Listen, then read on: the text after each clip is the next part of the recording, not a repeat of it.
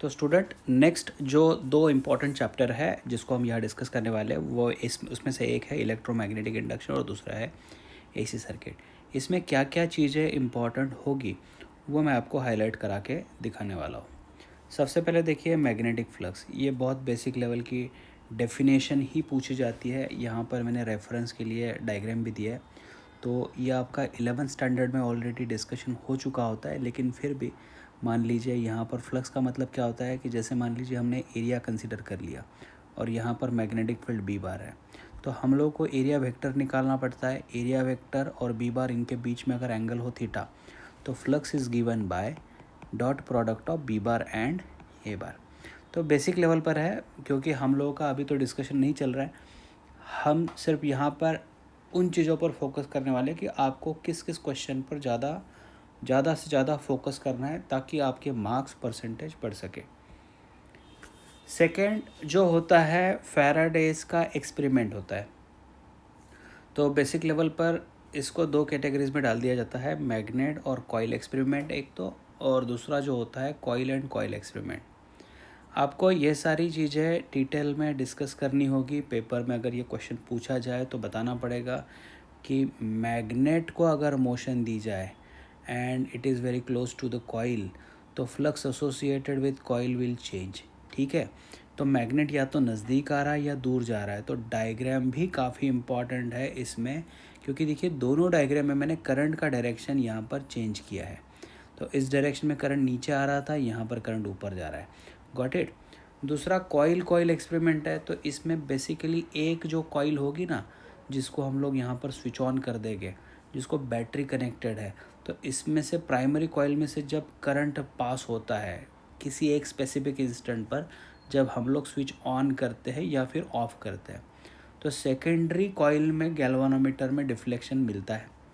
तो ये जो एक्सपेरिमेंटल पार्ट होता है, ये एक्सपेरिमेंटल पार्ट हाँ ज़रूरी है, और अगर ये क्वेश्चन आता है तो अलोंग विथ डायग्राम आपको इसको लिखना पड़ेगा। उसके बाद में जो होता है लेंज लॉ, हाँ लेंज लॉ भी इम्पॉर्टेंट है। थोड़ा हमारे स्टेट बोर्ड ने कन्फ्यूजन करा दिया है बेसिकली, तो मैंने यहाँ पर इसको क्लियर किया है। फैराडेज लॉ जो है बच्चों वो होता है E=dφ/dt। हालांकि लेंज ने ये प्रूव किया है कि जब magnet relative to coil motion में आता है तो नॉर्थ पोल नज़दीक आता है, तो एक स्पेसिफिक डायरेक्शन से करंट इस कॉइल में पास होता है। अगर मैग्नेट दूर जाता है तो करंट का डायरेक्शन रिवर्स हो जाता है। तो ये सारी चीज़ें जो है लेंज ने एक्सप्लेन की है, सिर्फ एक माइनस साइन इसमें बीच में आया है। तो समझने वाली बात ये होगी कि फैराडेज लॉ लेंज लॉ में खाली एक माइनस साइन का ही डिफरेंस यहाँ पर आता है, और निगेटिव साइन का जो मीनिंग होता है वो क्लियरली यहाँ पर दिया है। The induced current is opposite to change in magnetic flux. ये समय इस चैप्टर को पूरा डिटेल डिस्कशन का नहीं है, सिर्फ इम्पॉर्टेंट क्वेश्चन ही मैं आपके सामने लाने वाला हूँ। फ्लेमिंग्स राइट हैंड रूल, ये आप एक बार देख लीजिए, इसको एक बार एनालाइज कर लीजिए। फिर हाँ, मोशनल इलेक्ट्रोमोटिव फोर्स, तो बेसिकली इसमें ये translational motion of a straight conductor, इसके एक्चुअल में दो डेरिवेशन है। तो दो डेरिवेशन में से मैं यहाँ पर एक ही डेरिवेशन को फॉलो करने का सजेशन दूंगा आपको, और इसी डेरिवेशन को आपको फॉलो यहाँ पर करना है। Got it. तो इसमें बेसिकली ये जो हमने यहाँ पर प्रूव किया है, इसका जो प्रूफ मिला है, क्या मिला है, EMF across that conductor is BLV। मतलब उस रॉड का जो लेंथ है, इसका जो वेलोसिटी है, और जिस मैग्नेटिक फील्ड में ये है। ठीक है, तो यहाँ पर EMF जनरेट हो जाएगा, ये रॉड के अक्रॉस एक इफ़ेक्ट तैयार होगा, एक सेल की तरह ये काम करने वाला है, एक बैटरी की तरह ये काम करने वाला है। ये जो फॉर्मूला है बच्चों, इस पर आपको सम भी आ सकते हैं। बहुत ही सिंपल सा छोटा सा सम यहाँ पर आना ज़रूरी है, लेकिन आपको प्रिकॉशन लेना ज़रूरी है कि मैग्नेटिक फील्ड जो होगी that should be perpendicular to length vector, must be perpendicular to velocity vector. या फिर इन शॉर्ट देखिए, यहाँ पर लेंथ है, वेलोसिटी है, लेंथ और वेलोसिटी एक दूसरे को परपेंडिकुलर है, और जो मैग्नेटिक फील्ड में दे रहा हो that is also perpendicular to this one. तो लेंथ, वेलोसिटी और magnetic field all three are perpendicular, तो ये फार्मूला बिंदास आप यूज़ कर लो। तो इसको सम के हिसाब से आप ध्यान में रखो। फिर देखिए सेकंड मोस्ट इम्पॉर्टेंट जो होगा ना, रोटेटिंग मेटालिक बार। इसके दो एस्पेक्ट हम लोग देखते हैं। पहला एस्पेक्ट तो है डेरिवेशन का, जो क्वेश्चन पूछा जा सकता है, और दूसरा जो होगा बस इससे रिलेटेड फार्मूला बेस्ड न्यूमेरिकल जो होगा। तो न्यूमेरिकल आप इसको ध्यान में रखो। सिचुएशन दी जाती है कि कोई रॉड है and that is rotated in this kind of uniform magnetic field. Okay, तो डेरिवेशन पूरा के पूरा यहाँ पर दिया है, आप इसका स्क्रीनशॉट ले सकते हो और उसी हिसाब से आप इसका डेरिवेशन जो होगा वो फाइनलाइज कर लो। देखो, एक दो बार आपको राइटिंग प्रैक्टिस करके ही देखना पड़ेगा, तब जाकर ये डेरिवेशन पक्का आएगा। तो इसको नज़रअंदाज मत करो और ये फार्मूले पर थोड़ा काम करो बच्चों। इस पर कोई न्यूमेरिकल मिलता है तो आप न्यूमेरिकल भी कर लो। फिर नेक्स्ट है, इसकी पॉसिबिलिटी तो काफ़ी कम है, क्योंकि ऑलरेडी जो यहाँ पर डेरिवेशन मिला है, ये यहाँ पर जो इक्वेशन मुझे मिला है, बस इसमें लेंथ की जगह पर हमें रेडियस ही रिप्लेस कराना होता है। लेकिन अगर फैराडे डिस्क वाला क्वेश्चन आ जाता है, फैराडे डिस्क वाला क्वेश्चन आ जाता है, तो इसको अलग तरीके से सॉल्व किया है। यहाँ पर इसकी सॉल्विंग की मेथड समझ लो, अदरवाइज़ फार्मूला है, कोई चेंज नहीं है। फार्मूला में सिर्फ लेंथ की जगह पर रेडियस डाली गई है। अच्छा, ये जो होता है induced EMF in stationary coil due to changing magnetic field, ये बहुत ही बड़ा डेरिवेशन है। तो बहुत कम पॉसिबिलिटी होती है कि इस पर क्वेश्चन पूछा जाए, लेकिन हो सकता है इसकी डायग्राम पर आपको क्वेश्चन पूछा जाए। तो डायग्राम की प्रैक्टिस बच्चों आप अच्छे ढंग से कर लो, ये दोनों डायग्राम्स अच्छी ढंग से कर लो। फिर आता है electric generator and also derive expression for induced EMF. इसमें सही बताओ तो एक तो आप सिर्फ डायग्राम पर फोकस करो, और डायग्राम पर फोकस करते हो तो इसका जो इंडेक्सिंग है, इंडेक्सिंग यहाँ पर दिया गया है। Got it. बाकी डेरिवेशन का जो किस्सा है वो तो आपका प्रिपरेशन हुआ है, उस हिसाब से इसको प्रिपेयर कर लो। जिस भी नोट से आपने किया होगा उस नोट में से प्रिपेयर कर लो, या फिर यहाँ पर स्क्रीन पर जो दिखता है वो सिंपलेस्ट फॉर्मेट है। ये लास्ट में जो बच्चों इक्वेशन है, ये काफ़ी इंपॉर्टेंट होगा, ये काफ़ी इंपॉर्टेंट होगा, क्योंकि इसी पर अगला चैप्टर जो होता है ना, इसी चैप्टर बेस्ड होता है। Got it. तो मैं इस क्वेश्चन में मेजॉरिटी बोलूँगा कि आप डायग्राम पर फोकस कर लो, डायग्राम के साथ में ये इंडेक्सिंग ध्यान में रख लो, और ये जो रिज़ल्ट होता है ना ईएमएफ, इसके अक्रॉस जो ईएमएफ जनरेट हो रहा है, E = E0 sin ω t, ठीक है। तो ये एक्सप्रेशन काफ़ी इंपॉर्टेंट है। फिर नेक्स्ट जो होता है, ये पावर से रिलेटेड कॉन्सेप्ट होता है। तो ये भी काफ़ी बड़ा इक्वेशन होगा, आपको अगर कन्वीनियंट होता है तो ये कर लो। इसके भी चांसेस बहुत कम हो गए क्वेश्चन आने के, लेकिन इसमें क्या पूछा जा सकता है उस पर ही काम करेंगे। तो पावर से रिलेटेड फार्मूला आपको याद करना पड़ेगा, rate of doing work by mechanical force, और फिर इलेक्ट्रिकल पावर, ये दोनों सेम होता है। So rate of doing mechanical work is equal to rate of production of heat energy in the circuit. उसके बाद में एडी करंट पर सवाल पूछ सकते हैं। बहुत ही छोटा सा सवाल पूछा जाता है, व्हाट इज़ एडी करंट, या फिर डिफाइन एडी करंट, यहाँ पर दिया गया है। और how to minimize eddy current पूछा जाए तो अलॉन्ग विथ डायग्राम आपको इतना आर्टिकल जो है, इस आर्टिकल पर आपको फोकस करना पड़ेगा। सिंपल सा शॉर्ट सा क्वेश्चन पूछा जाता है, तो इसको आप नज़रअंदाज मत करो, इसको आप अच्छे ढंग से प्रिपेयर करके रख दो। सेल्फ इंडक्शन में अगर बेसिकली बात करूँ तो हाँ, ये इम्पॉर्टेंट है। इसमें जो इक्वेशन आपको मिल रहा है, ये इक्वेशन इम्पॉर्टेंट है। इस पर कई बार सम्स आ चुके हैं, मतलब न्यूमेरिकल के हिसाब से अगर बात करूँ मैं तो यस, न्यूमेरिकल के हिसाब से E = -L/dI/dt काफ़ी इम्पॉर्टेंट होगा। या फिर डिफ़ाइन अगर पूछा जाए तो डेफिनेशन यहाँ पर मैंने दे दी है। कई बार बच्चे भूल जाते हैं बीच में क्या लिखना चाहिए, तो अगर भूल भी जाते तो कोई दिक्कत नहीं बच्चों, कई बार इसको हाफ मार्क होता है, लेकिन देख लो, समझ लो, याद आता है तो काफ़ी अच्छी चीज़ है। अगर नहीं रहता है तो आप फॉर्मूले तो याद रख लो, क्योंकि मान लीजिए 3 मार्क का क्वेश्चन और आपको 2.5 मार्क्स मिल गया, तो कहीं ना कहीं वो हाफ मार्क आपका कैरी ऑन हो जाता है, ऐड हो जाता है आगे चलकर। चलिए आगे देखिए, expression for self inductance of coil. इसमें बेसिकली डेफिनेशन ही दिखाया गया है, डेफिनेशन ही मेंशन किया गया है या फिर इसके यूनिट को काम किया गया है। Define SI unit of self inductance, यहाँ पर सिर्फ स्टेट एक्सप्रेशन बताया गया है तो स्टेट एक्सप्रेशन दिखाया गया, फिर इसको यूनिट इसका मेंशन किया गया है। Got it. चलिए यहाँ पर दो डेफिनेशन है सेल्फ इंडक्टेंस की, वो देख लीजिए। यस, इसे मैं स्टार मार्क करूँगा, ये इम्पॉर्टेंट है आपकी एग्ज़ाम के लिए। Energy stored in magnetic field, अगर ये क्वेश्चन नहीं आता है तो ये जो लास्ट फार्मूला है इस पर भी कई बार न्यूमेरिकल्स आ चुके हैं।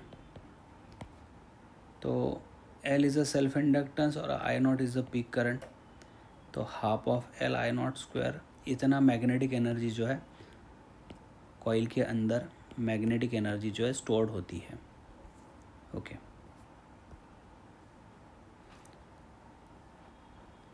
ये भी एक सवाल है जिसके चांसेस तो थोड़े कम ही लगते हैं, प्रिपेयर करके रख लो। इसमें सेल्फ इंडक्टेंस जो होगा नंबर ऑफ टर्न्स की स्क्वायर पर डिपेंड होगा, यहाँ पर दिखता है। तो इंडक्टेंस ऑफ सोलेनॉइड स्पेसिफिकली बताया गया है, ये समझ लो, इंडक्टेंस ऑफ सोलेनॉइड।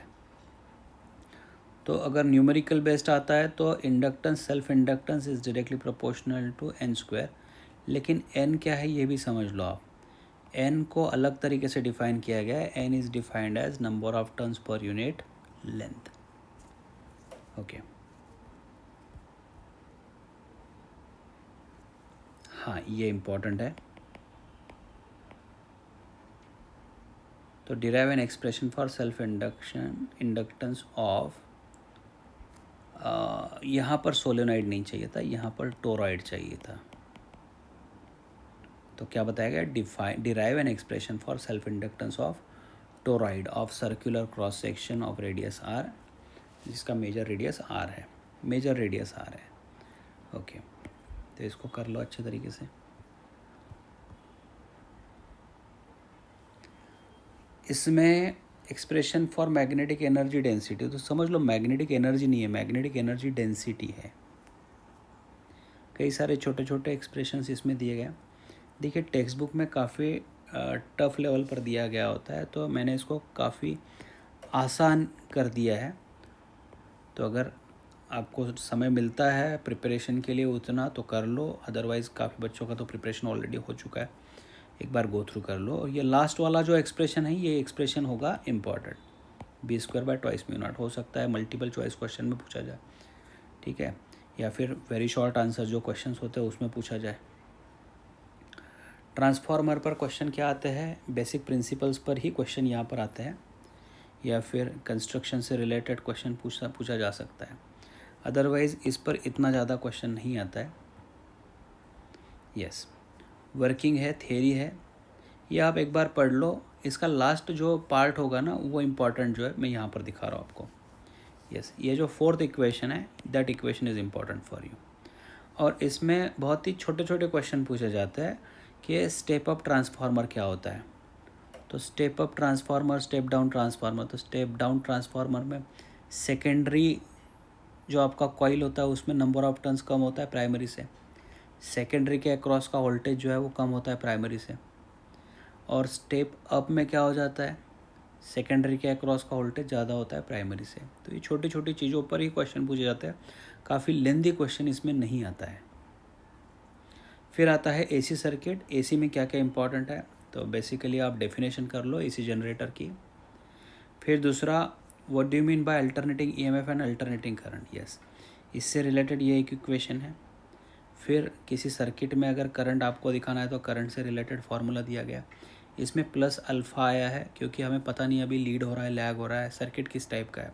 तो ये बेसिक इन्फॉर्मेशन है, तो आपको ये दो फार्मूले आपके यहाँ पर आना ही चाहिए और ये ग्राफ ही आपको दिखाना पड़ेगा। Got it. फिर इंस्ट्रूमेंट लेवल पर भी काम करना है, ये कुछ डेफिनेशन है ये बच्चों, ये एनी हाउ किसी भी हालत में आपको करके रखना ही पड़ेगा।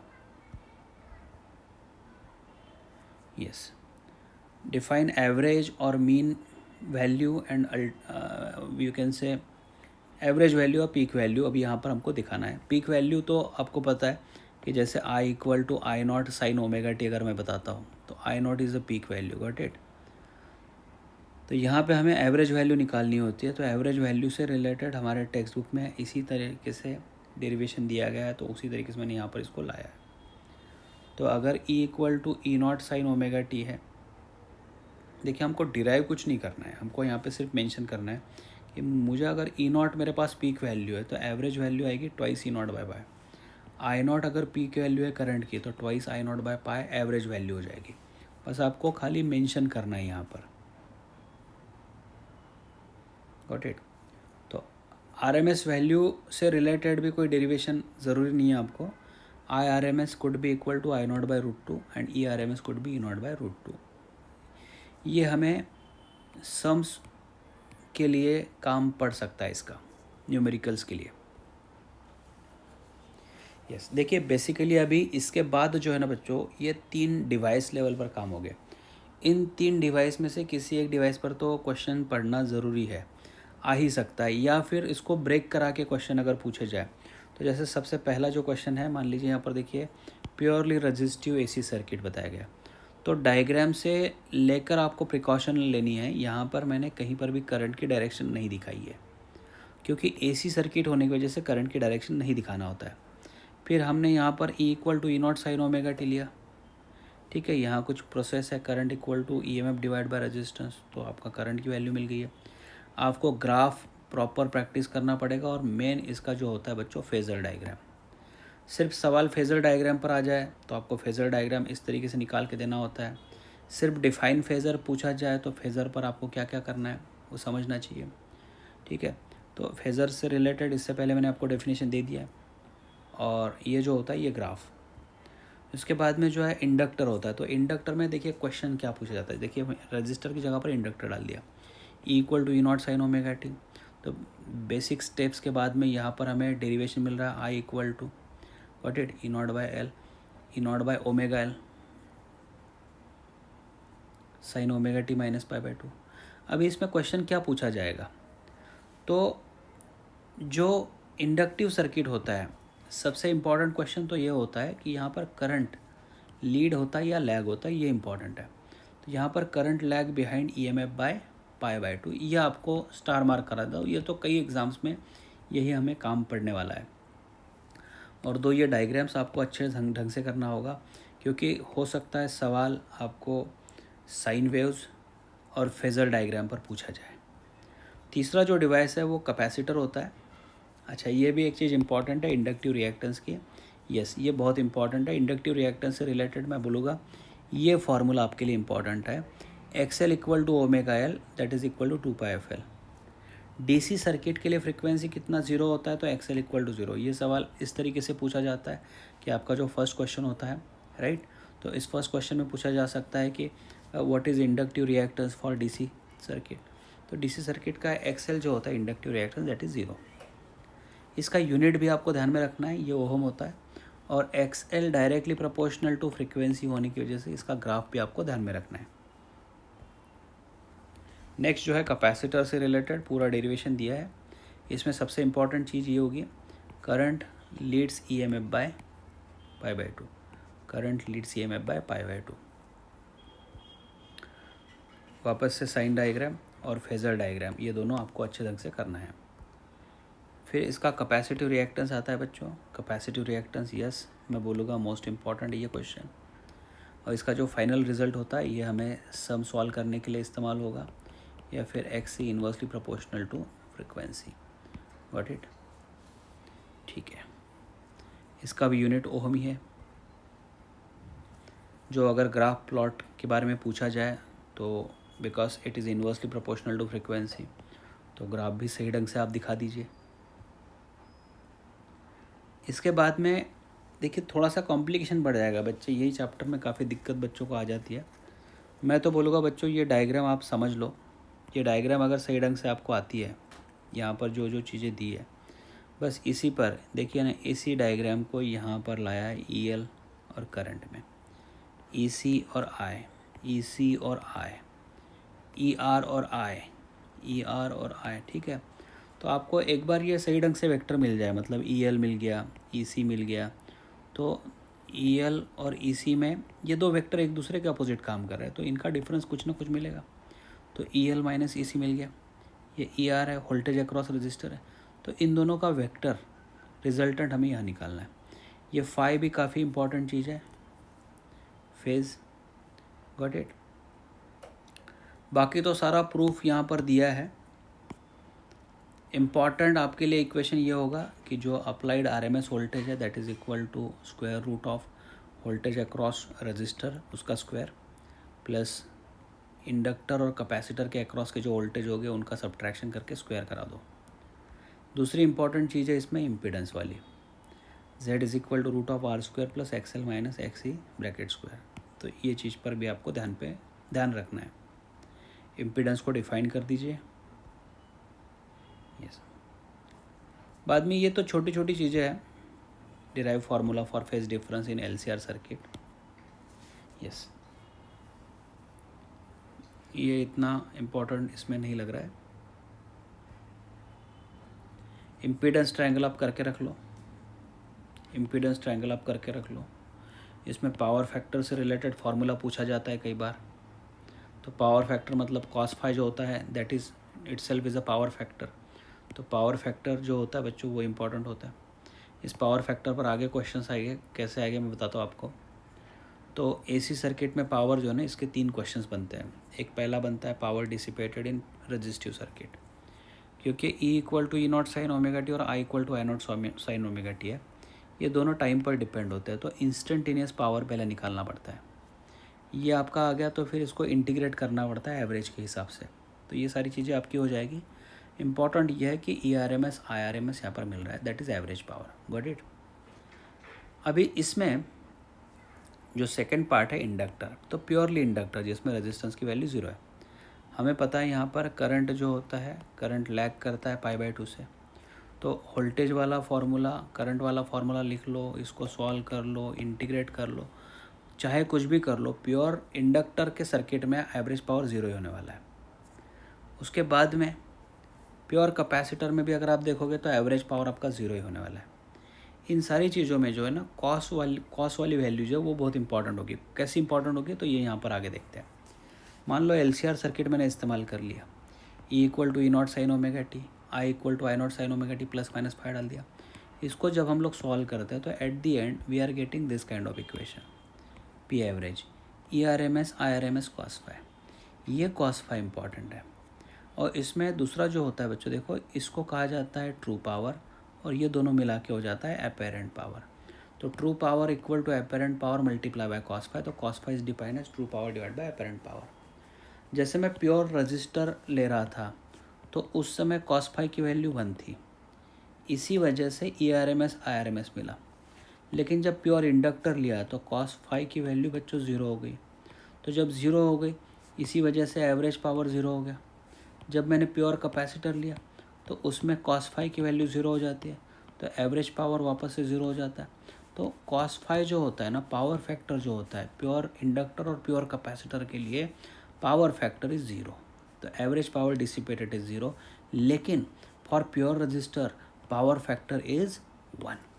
ये छोटी छोटी चीज़ों पर आप ध्यान रखो।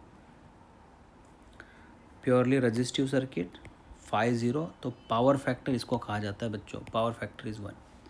प्योरली रिएक्टिव मतलब इंडक्टर है, कैपेसिटर है, तो फाई इज़ π/2, तो पावर फैक्टर जो है ये 0 वैल्यू आ जाती है। उसके बाद में रेजोनेंस सर्किट वाला कॉन्सेप्ट है, ये तो आपको करके ही रखना पड़ेगा एनी हाउ, ये मोस्ट इम्पॉर्टेंट बोल दूंगा मैं, यस करना ही करना है। इसमें एक वैल्यू बहुत इंपॉर्टेंट होती है कि at resonance XL equal to XC होता है और Z की वैल्यू सबसे कम होती है which is equal to resistance in a circuit. तो रेजोनेंट फ्रिक्वेंसी पर हमें करंट की वैल्यू मैक्सिमम मिलती है, ठीक है। उसके बाद में yes, this is also most important at resonance XL equal to XC। तो आपको इसको सॉल्व करते करते करते करते रेजोनेंट फ्रिक्वेंसी का फॉर्मूला डिराइव करना है 1/2π√LC, ठीक है बच्चों। तो यहाँ तक मुझे लग रहा है ये इम्पॉर्टेंट है, बाकी तो चीज़ें इतनी नहीं है। शार्पनेस के बारे में अगर बात करूँ तो यस, शार्पनेस पर यही बोल सकते हैं हम लोग कि जैसे अभी यहाँ पर देखिए रेजोनेंट एंगुलर फ्रिक्वेंसी 1/√LC निकाला है। तो शार्पनेस से रिलेटेड अगर बात किया जाए तो क्वालिटी फैक्टर पर ही क्वेश्चन आता है, या तो डायरेक्टली क्वेश्चन क्वालिटी फैक्टर से फार्मूला ही पूछा जाएगा, omega resonant frequency divided by ये जो बैंड विड्थ होता है इसका ओमेगा 2 माइनस ओमेगा 1, ये डाल दिया यहाँ पर, क्योंकि यहाँ हमारे टेक्स्ट बुक ने ओमेगा r माइनस ओमेगा 2 या फिर ओमेगा 1 और ओमेगा r इन दोनों के डिफरेंस को डेल्टा ओमेगा कहा है। तो यहाँ पर twice delta omega resonant frequency divide by band width, इतना ही आपको करके रखना है। तो ये चैप्टर में इतना काफ़ी होगा। चोक कॉइल जो होती है, चोक कॉइल में क्या किया जाता है ना, किसी भी इंडक्टर जो कॉइल होती है उसमें खुद का रेजिस्टेंस भी होता है, और ये इंडक्टर होता है मतलब यहाँ पर इंडक्टेंस की वैल्यू, राइट। तो दिक्कत क्या आती है, देखो ये इंडक्टर जो ये फ्रिक्वेंसी बेस्ड है तो इसका एक्सएल वैल्यू, और इसी कॉइल का रेजिस्टेंस भी है। कोशिश ये की जाती है कि रेजिस्टेंस जितना कम से कम हो, उससे क्या होगा, इन दोनों का जो रिजल्टेंट होगा जिसको हम लोग इम्पीडेंस कहते हैं, तो इम्पीडेंस का वैल्यू जो है, impedance will make an angle phi which is approximately to the 90 degree. ये इस तरीके से मैनेज किया जाता है। तो कॉइल में बेसिकली आपको क्या बताना पड़ेगा, कॉइल का जो रेजिस्टेंस है that resistance should be very small and inductance value should be very very large. इस केस में क्या हो जाता है, inductance value is very large and resistance value is very small. तो इसमें जो पावर फैक्टर हो रहा है that phi value is closer to 90 degree, इसी वजह से cos phi value will become 0। तो बेसिकली इसको एक बार आप करके रख लो।